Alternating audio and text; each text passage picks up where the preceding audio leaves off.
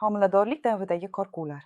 Eng asosiy fikrni aytaman. Har qanday qo'rquvning o'z sabablari bo'ladi va homiladorlik davridagi qo'rquvlar ham bundan mustasno emas. Homiladorlik bu ayol uchun yangi holat. U bu holatni ilgari hech his qilmagan yoki juda uzoq vaqtdan beri boshdan kechirmagan bo'lishi mumkin. Yangi narsaga bizning birinchi reaksiyamiz qanday bo'ladi? To'g'ri, qo'rquv. Yana bir narsani bilish kerakki, homiladorlik paytida butun organizm qayta quriladi. Faol tarzda progesteron, estrogen gormonlari ishlab chiqariladi va bu gormonlarning keskin ko'payishi yig'loqlik, asabiylikka olib keladi. Natijada umumiy psixologik holat yomonlashadi va buning oqibatida qo'rquvlar kuchayadi. Tug'ruqdan qo'rqish, noma'lumlikdan qo'rqish, bolajonning kelajagi uchun xavotir kuchayadi. Bu normal holat. Faqat bitta narsani yodda tutish kerak. Qo'rquvlaringiz bilan ishlash, ularga qarshi kurashish va ularni ichingizda saqlab yurmaslik lozim. Agar homiladorlik paytida sizni qandaydir fikr bezovta qilayotganini sezsangiz, men sizga bir topshiriq bajarishni taklif qilaman. Qachonki yana qo'rquv yoki salbiy his-tuyg'ular paydo bo'lsa, aynan o'sha paytda sizni aniq nima qo'rqitayotganini ro'yxat qilib yozib chiqing. O'z fikrlaringiz miyangizga kirib borishi bilan chiroyli so'zlar va tinish belgilarisiz yozing. Bu sizga homiladorlik paytida aynan nimadan qo'rqayotganingizni aniqlash uchun kerak. Fiziologik jihatlardanmi yoki psixologik darajada nimadir bormi? Agar sizni kelajakdagi tug'ruq yoki bolaga qanday g'amxo'rlik qilish haqida o'ylash qo'rqitayotgan bo'lsa, eng yaxshi yo'l bu sizni kutayotgan narsalar haqida ko'proq ma'lumot olishdir. Yosh ota-onalar maktabiga yoziling, Faberlikning ota-onalar uchun videolarini tomosha qiling va asta-sekin siz ko'proq bilib olasiz, qo'rquv esa sizni tark etadi.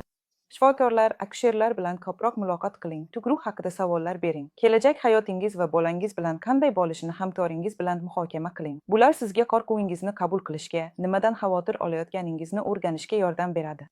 Bilim va muhokamalar esa xavotirni kamaytiradi.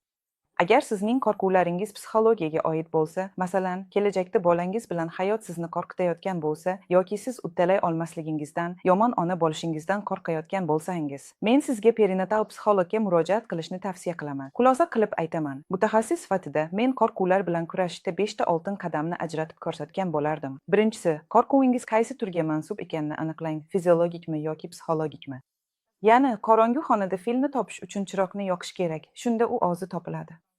Shuning uchun chiroqni yoqing, qo'rquvlaringiz ro'yxatini yozib chiqing va ko'p narsa oydinlashadi.